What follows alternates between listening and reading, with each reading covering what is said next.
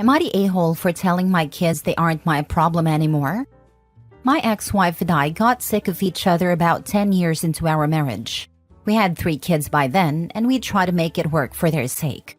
It didn't work, and we divorced. I let her keep the house because it was the kids' home, and I wanted them to have some stability. I paid child support, and I paid for extracurriculars on top of that. I had to work a lot of hours to afford everything I was paying for, but I thought it was worth it. My mental health improved being away from my ex, and the kids were taken care of. I tried to stay involved in their lives, but I couldn't support them financially, as well as being there for every event. I made an effort to be there for all the important things: birthdays, Christmas, holidays. I also made sure that my custody time was sacrosanct. I would turn off my work phone and be present when we were together. But no matter how I tried, they got resentful that I wasn't always there. It didn't matter to them that they only got to participate in these activities was because I was sacrificing for them. They wanted me to pay for the extras, but somehow not work to pay for the extras. When they got to be older teens, I tried reasoning with them, but their argument was that their mom worked and still managed to attend. We grew apart and they cut me out of their lives. I hated it. I still made sure they all graduated from college without debt. One of them got a scholarship, so I actually had a little extra money to give them. I rarely saw them after they left high school. I have not seen them in years now. My ex passed away and I sold house. It was mine as per our agreement. She could live there for free until she got remarried. She never did. The kids were expecting to get money from her estate, and they did. After everything was said and done, they each got about $31,000. What they didn't get was a share of the profit from the house. That will fund my retirement. I disliked my ex, but she was a good mom. I never wanted to get this money this way. I would have been fine letting her live there another 30 years. The kids came to my house to talk to me. They said that they were all counting on that money. I asked why. What made them think their mom was going to die on vacation at 53? They said that it wasn't fair that I got the house. I said I owned the house and that their mom didn't leave it to me. As part of our divorce, I owned a house and even paid the taxes and for maintenance. They said that they could really use some help. I said that none of them were really my problem anymore. I hadn't been invited to their homes, and that I hadn't been asked to participate in their weddings. I attended as a guest. They all think I'm being an a-hole and stingy. I think they would not have bothered talking to me except for the money. Now for the top comments.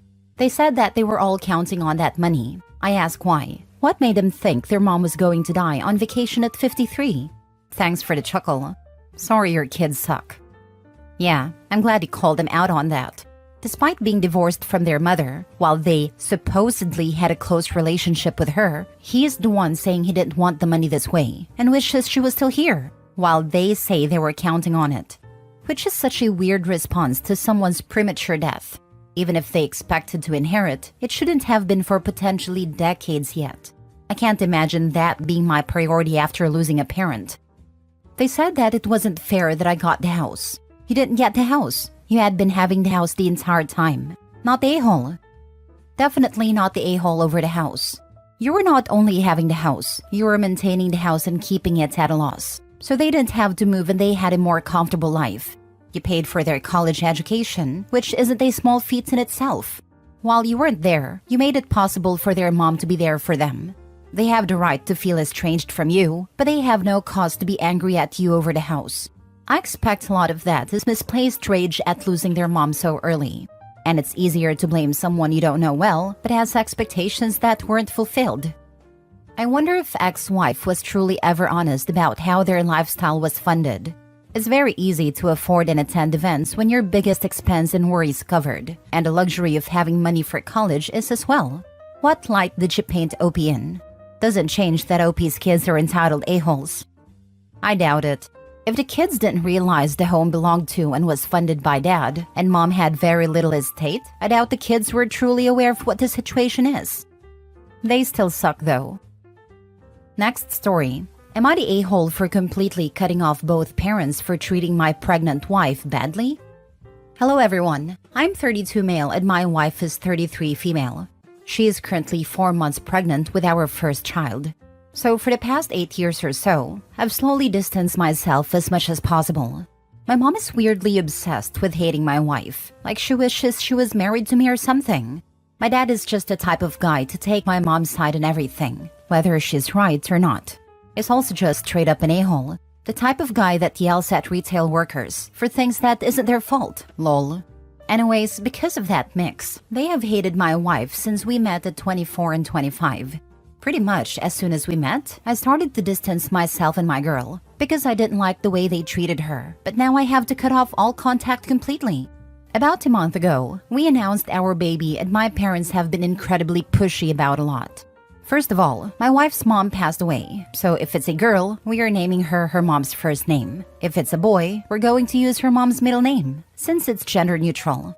This was always something that was important to her. She was extremely close with her mom and has always wanted to honor her like this. I think it's beautiful. And a middle name, regardless of gender, is the name of where we first met. I'm not going to specifics on here obviously, but trust me, it's a cute name.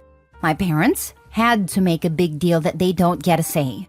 My dad even said the words, "It's our son's baby. She's just carrying it." That ticked me off, because it's her baby she's carrying too. I told them to give it a rest and my mom spent the entire night trying to guilt us into adding her name or my dad's. So now a few days, both my parents come over to tell us they both will be in the room. I told them absolutely not, because my wife already told me she only wants me there. My mom gets all upset that she needs to see her first grandchild be born. And my dad's mad saying my wife is selfish and thinks she's the first woman to give birth. I told them it's her body, and when it's one of them pushing out a child, they get to decide who's there in the room. By the time the conversation ended, I was so mad I told them to leave and not come back until they want to respect my wife. I kicked them out, and for right now they are not able to contact us as I blocked them from everything. Before blocking them, I sent a message telling them to not contact her, not step foot in my property, and stay away from the hospital when the time comes.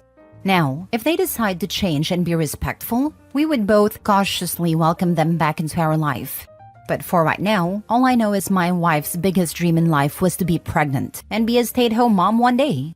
There's literally tons of pictures of her as a child playing pregnant, and I really want this time to be something she can cherish. They were stressing her out, and she was already struggling with the fact her mom isn't here. The last thing she needs is my mom attacking her.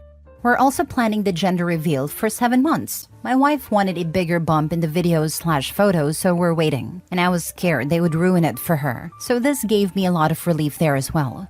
My older brother sent me a message saying what I did was way too far and it wasn't that big of a deal. But I stand by what I did. Honestly, I probably should have done it sooner, but it's not easy. So, what do you guys think? Not the a-hole. Your wife and child are your family.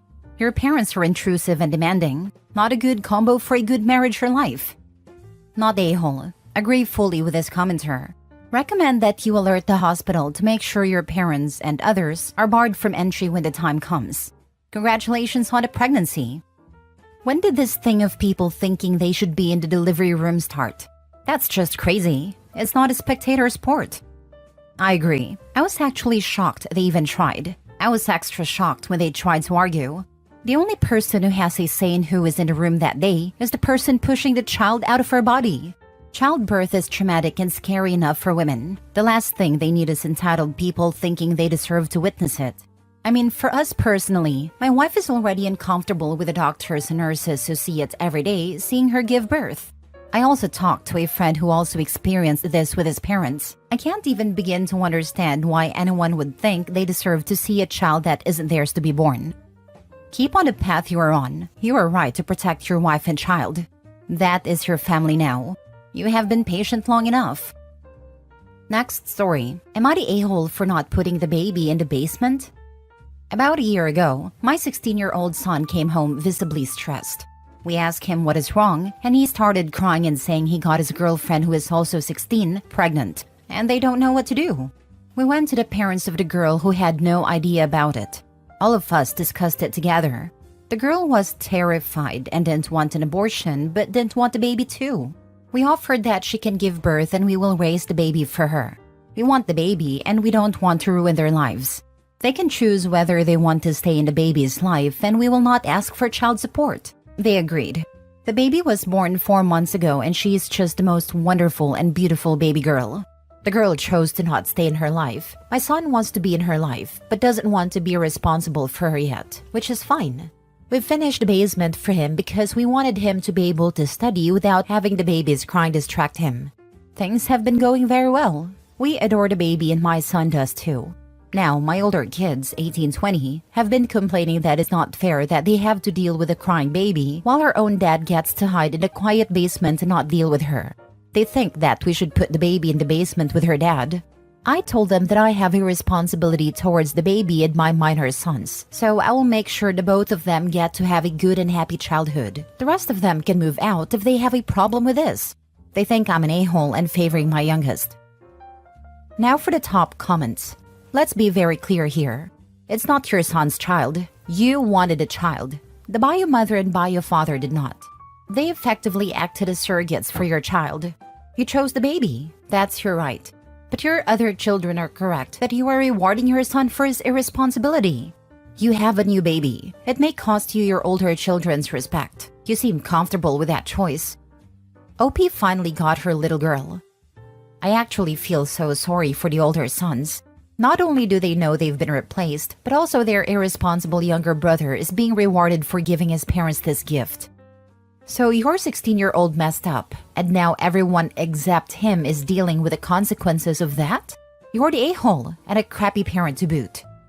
OP's son already knows how to make a baby and must not be tolerated. I understand that she pities her son, but what I do not understand is why on earth is she still giving her son the baby treatment? Why not teach him to be responsible for his actions? When will he feel obliged when OP is not teaching him how to be responsible and just tolerating him? Edit. I have made my final decision and I will not change my mind, so you can stop commenting. If they think they're old enough to decide what should happen in my house, then I will treat them like the adults they are. This means no freeloading. Anyone over the age of 18 who wants to have a say in what happens at my house must pay $1,000 each month for rent, which is a fair price for rent where we live. Plus, they will be responsible for all of their own expenses from now on. I will not be paying for their groceries or their bills, or their gas or anything else. Time to man up. Whichever of them who can do this is welcome to live in the basement instead of my youngest. Needless to say, none of them has a job, so I already know what is going to be their answer. As for my youngest, I will support him however I can while he is a minor. As soon as he turns 18, he has to follow the same rules. However, I will provide everything for my granddaughter until he gets a full-time job, because her happiness is what matters the most here. Last story. Am I the a-hole for refusing to take down a small display of my deceased husband, even though new boyfriend thinks it's unfair to him? So my husband passed away late 2018. It was sudden, it was devastating, and I still miss him. He was only 33 and I was 29 when it happened. He had been my best friend for almost half of my life, way before it became a romantic relationship that eventually led us getting married in 2014. Fast forward to today and I've found love again with a new man, 36. We've been together for about 2 years, and 5 months ago he moved in with me. It was going pretty good until a couple weeks ago. This man has always been so patient and understanding.